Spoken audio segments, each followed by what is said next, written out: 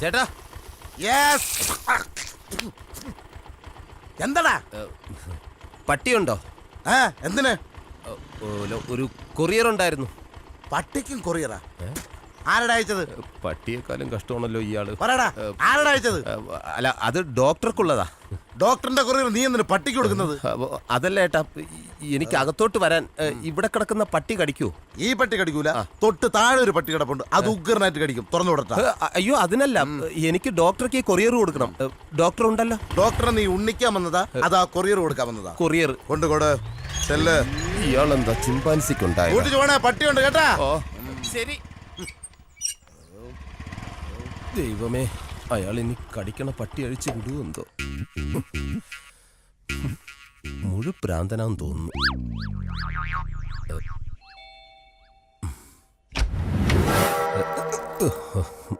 Good morning sir. Morning Sudhi. Courier ഉണ്ടായിരുന്നു. ഇവിടുത്തെ LC secretary Prabhakaran സുധിയുടെ അളിയനല്ലേ? അതെ സർ, അങ്ങനെ ഒരു അപകടം പറ്റിപ്പോയി. എന്താ സർ ചോദിച്ചേ? ഒന്നുമില്ല. മിനിഞ്ഞാന്ന് 2-3 പേരെയും കൂട്ടി ഇവിടെ വന്നിരുന്നു. എന്തിനാ? പിരിവിനാ വന്നത്. പുള്ളിക്ക് പാർട്ടി പിരിവും തല്ലുകൊള്ളലോ മെയിൻ ഹോബി. സുധീന്ദ്രന് രാഷ്ട്രീയം ഒന്നുമില്ലേ? അയ്യോ, കുടുംബത്തിന്റെ രണ്ടറ്റം കൂട്ടിമുട്ടിക്കാൻ ഓടി നടക്കുന്ന എനിക്കെന്ത് രാഷ്ട്രീയം സാറേ. ഞാനും കൂടെ പണിമുടക്കാൻ നിന്നു കഴിഞ്ഞാൽ കുടുംബം പട്ടിണിയായി പോകും സാറേ. ഏതായാലും സുധീന്ദ്രൻ കഷ്ടപ്പെട്ടൊരു കുടുംബം നോക്കുന്നുണ്ടല്ലോ. അതേതൊരാണിന്റെ കടമയല്ലേ സാർ. ശരി സാർ. ശരി.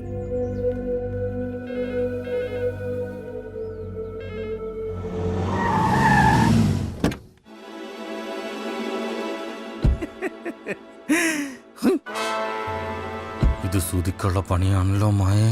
ആരാത്? സുധി കുറെ പൈസ കടം മേടിച്ചിട്ടുള്ള ആളാ. സൂപ്പർ ഫാസ്റ്റ് കൊറിയർ സർവീസിലേക്ക് സ്വാഗതം. നമസ്കാരം. സുധി ഉണ്ടോ ഇവിടെ? അയ്യോ, സുധി ഒരാഴ്ചയായിട്ട് ഇങ്ങോട്ട് വന്നിട്ടേ ഇല്ല. ആണോ? കാണാൻ കൊതിയാവുന്നു അല്ലേ? ആരാടാ അത്? അയ്യോ, മുതലാളി ഇവിടെ ഉണ്ടായിരുന്നോ? ദേ സുധി, നമ്മളിപ്പോ പറഞ്ഞതേ ഉള്ളൂ. 100 ആയുസ് അല്ലേ?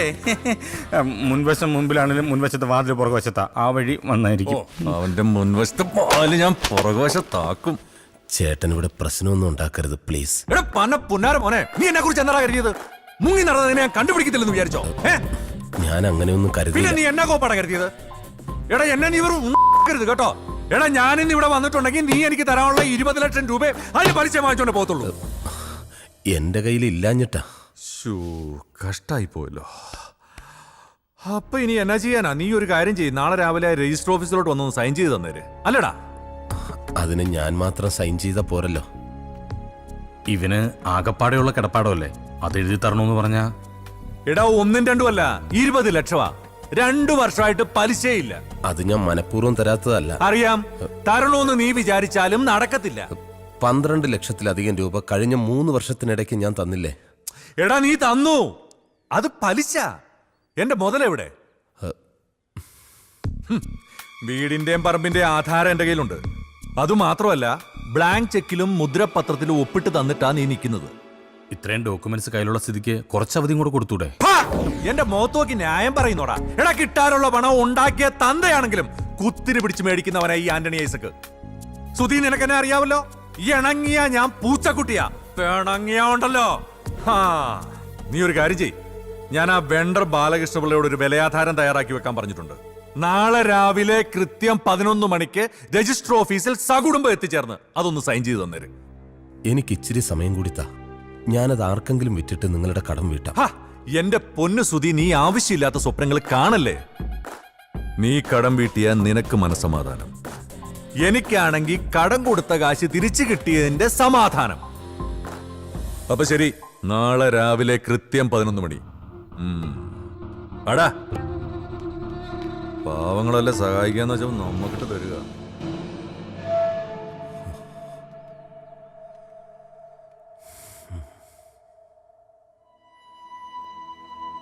ഡാ, നീ വിഷമിക്കണ്ട. ഈ ആന്റണിയുടെ കയ്യിൽ നിന്ന് രക്ഷപ്പെടാൻ ഒരു വഴിയുണ്ട്. എന്തു വഴി? യെസ്, മുഹമ്മദ് കുട്ടി സ്ലീപ്പിംഗ് അല്ല സ്പീക്കിംഗ്. ലിവറ്, ഹാർട്ട്, ചെറുകുടൽ, വൻകുടൽ എല്ലാം മിതമായ വിലയ്ക്ക് കിട്ടുന്ന സ്ഥാപനമാണ് സേവകൻ അസോസിയേറ്റ്. നിങ്ങൾക്ക് എന്തുവാ വേണ്ടത്? എന്തുവാ? പ്ലീഹയോ? അതെന്തുവാ? ഇടോ, അതൊക്കെ ഈ സാധാരണ മനുഷ്യർക്കുള്ള സാധനമാണോ? എന്തോ പോടി ഓടിത്. പ്ലീഹ പോലും പ്ലീഹ. നമസ്കാരം സാർ. ഇരിക്ക്. എന്തുവാ നിങ്ങളുടെ പ്രശ്നം? ഓ, ഹലോ, ഹാർട്ടോ. അതെ, നിങ്ങളെ നാളെ വൈകിട്ട് വിളിക്ക. ശരി. എന്താ നിങ്ങളുടെ പ്രശ്നം?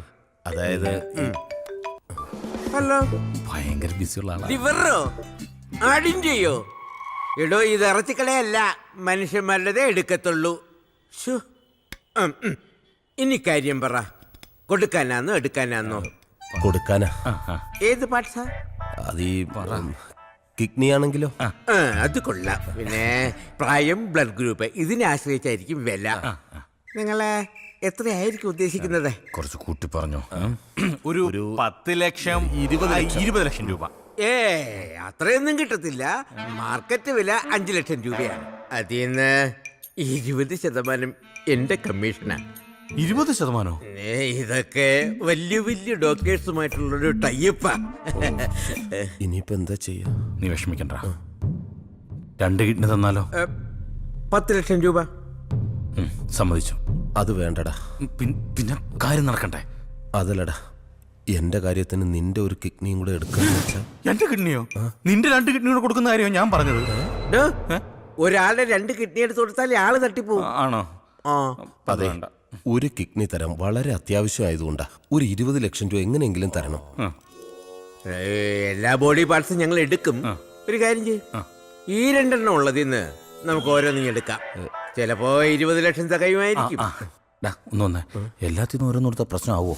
അതെ, പ്രശ്നമാവും. അപ്പോ വേറൊരു നിവൃത്തി ഇല്ലല്ലേ? പിന്നെ ഇതിലും കൂടുതൽ വല്ലതൊന്നും എടുക്കാൻ ആള് വരുമ്പോ ഞങ്ങൾ അറിയിക്കാം. നിങ്ങളുടെ നമ്പർ ഓഫീസിൽ കൊടുത്തിട്ട് പോക്കോളൂ. ശരി. ശരി. പോവാം. 20 ലക്ഷത്തിന് കൊണ്ട് വച്ചിരിക്കല്. ഇവനക്ക് വേറെ പണി. അയ്യോ, എന്റെ കെട്ടിപ്പോയി. മതമിളകിയ ആന പാപ്പാനെ കുത്തിക്കൊന്നു.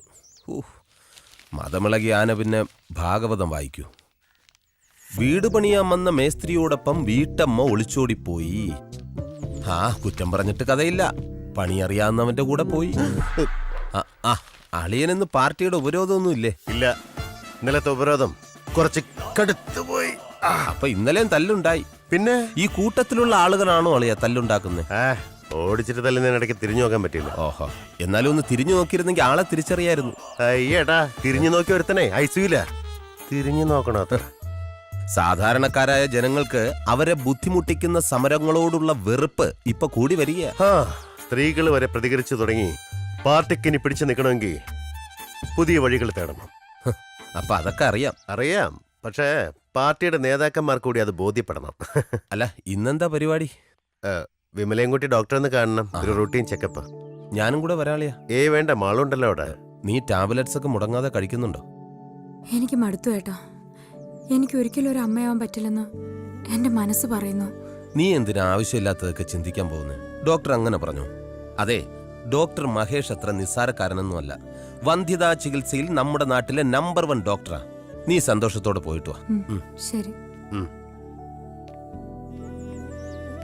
മുജ്ജന്മ ശാപമാവും എന്റെ മോൾക്ക് ഇങ്ങനെ ഒരവസ്ഥ വരാൻ. എന്താ അമ്മ ഇത്? ഒന്ന് പുറത്തു പോകാൻ പോലും മടിയാ അവൾക്ക്. ആൾക്കാർ ഓരോന്ന് കുത്തി ചോദിക്കുന്നത് കേട്ടിട്ട്. എന്നാ പിന്നെ ഒരു കുഞ്ഞിനെ ദത്തെടുക്കാൻ പറയ്, അളിനും താല്പര്യം ഉണ്ടാവും. സ്വന്തം വയറ്റി പിറക്കാത്ത കുഞ്ഞിന് അമ്മയോട് സ്നേഹം ഉണ്ടാവില്ലെന്ന അവളുടെ വാദം. അമ്മ സമാധാനപ്പെടും. നമ്മൾ അറിഞ്ഞുകൊണ്ട് ആർക്കും ഒരു ദ്രോഹം ചെയ്തിട്ടില്ലല്ലോ. അതുകൊണ്ട് ദൈവം നമ്മളെ കൈവിടില്ല.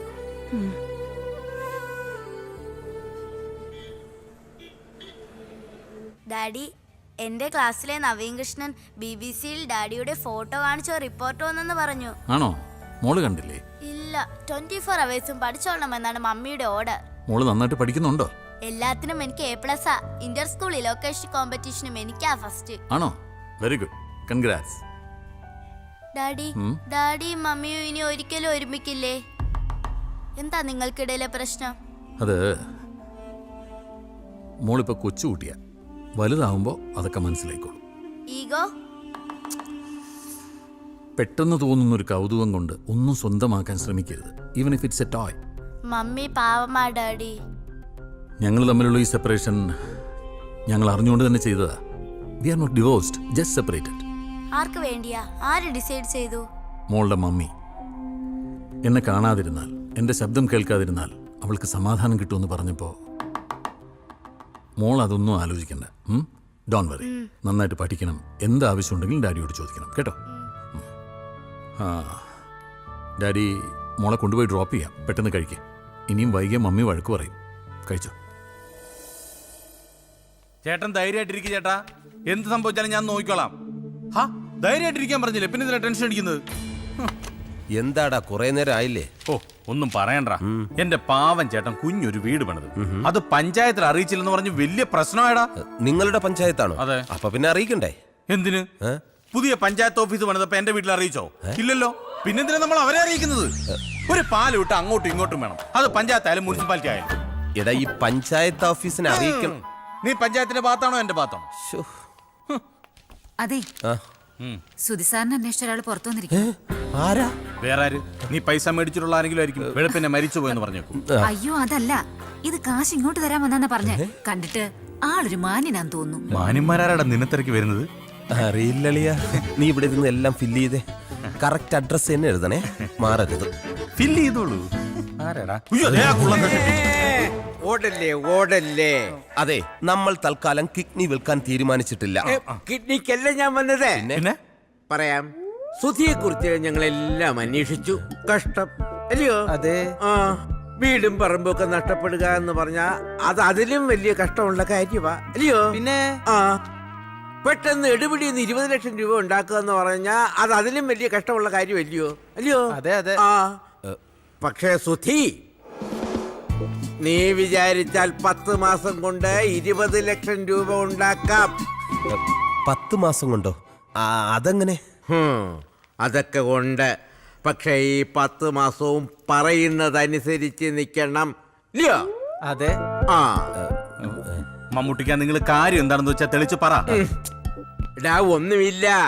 ഒരു ഗർഭം ചുമക്കണം. ഇറങ്ങി പോടോ വെളി. ഈ മുതുക്ക പ്രായത്തിൽ താൻ ചെന്ന് ആർക്കോ ഗർഭം ഉണ്ടാക്കിയിട്ട് അത് നമ്മൾ ചുമക്കണോ? എടാ, എനിക്കതിനുള്ള ആംബിയർ ഇല്ലെന്ന് നിനക്ക് അറിഞ്ഞൂടെ? ഇതല്ല. പിന്നെ ഒരാളെ ഗർഭമാക്കണം. നിങ്ങൾക്കപ്പൊ അതിന്റെ പണിയുണ്ടല്ലേ? പെണ്ണിനെ കൊണ്ടുവന്നിട്ടുണ്ടോ? ഇതൊന്നുമല്ല ഞാൻ പറയാൻ ഉദ്ദേശിച്ചത്. എന്തുവാ അത്? എന്തുവാണത്? വട്ട് ഡോക്ടറുടെ കാര്യം. ഒരു വട്ടു ഡോക്ടർ വന്ന് പെട്ടിട്ടുണ്ട്. അയാൾക്ക് ഗർഭിണിയാക്കാൻ ഒരു പുരുഷനെ വേണമെന്ന്. എന്തോ തട്ടിപ്പ് കേസാ. എന്തായാലും എന്താ, 1 മാസം 2 ലക്ഷം രൂപ വച്ച് 10 മാസം കൊണ്ട് 20 ലക്ഷം രൂപ നിനക്ക് കിട്ടും. അതിന്റെ കമ്മീഷൻ എനിക്കും കിട്ടും. എന്തോ പറയുന്നു? 1 മിനിറ്റ്. ഇയാളെ പറഞ്ഞു വിട്. അതെന്താ? ഇയാൾക്ക് മുഴുത്ത ഭ്രാന്താടാ. അല്ലടാ, അയാൾ പറയുന്നതിൽ എന്തെങ്കിലും ഒരു നിനക്കും ഭ്രാന്തായാടേ. ഭ്രാന്തോ? ഇയാക്കോ? കട സ്ഥലം എവിടാന്നാ പറഞ്ഞേ? ഊളൻ പാറ. ആളെ നോക്കുന്നതിന് മുമ്പ് ഇയാളെ കൊണ്ട് മരുന്ന് കൊടുക്കടാ. ഡോക്ടർ പറഞ്ഞ തടിയൂറണമെങ്കിൽ ഡെയിലി ഓടണം. ഡോക്ടർക്ക് പറഞ്ഞാൽ മതി. ആരാടാ റോട്ടിൽ കൊണ്ട് വണ്ടി ഇടുന്നത്?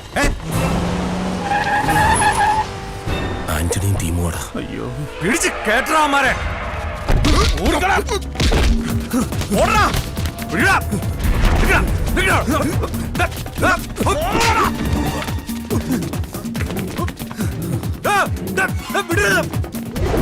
ഓടിക്കോടാ.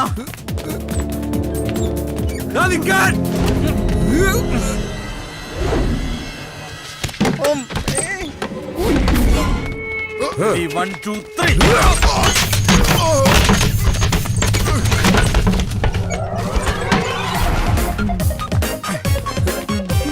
രക്ഷപ്പെട്ടു.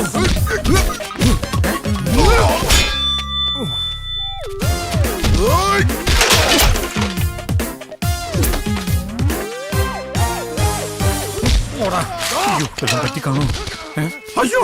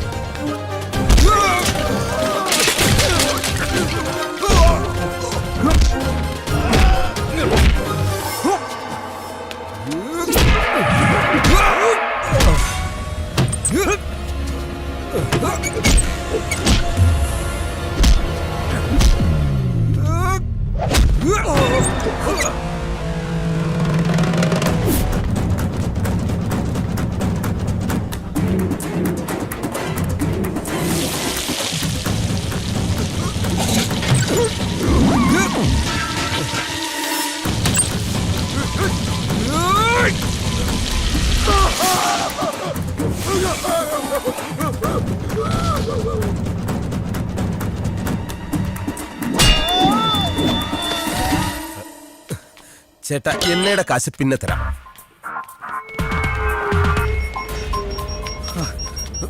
അങ്ങോട്ടാ ഇങ്ങോട്ട് വേണം. അങ്ങോട്ടാ. ഇതാരാടാ? എന്താ എന്താന്ന് ചോദിക്കുന്നു. ഇങ്ങോട്ട് വാ. ചെല്ലാൻ പറയുന്നു. എന്താ സുധി? സാർ വലിയൊരു പ്രശ്നത്തിൽപ്പെട്ടേക്കാ. ഗുണ്ടകളെല്ലാം നമ്മളെ ഫോളോ ചെയ്യുന്നുണ്ട്. രക്ഷിക്കണം സാറേ. നിങ്ങൾ വണ്ടി കയറി. Thank you sir. കേറ്, കേറ്, കേറ്. അങ്ങോട്ട് കേറാം. അങ്ങോട്ടാണ്. അയ്യോ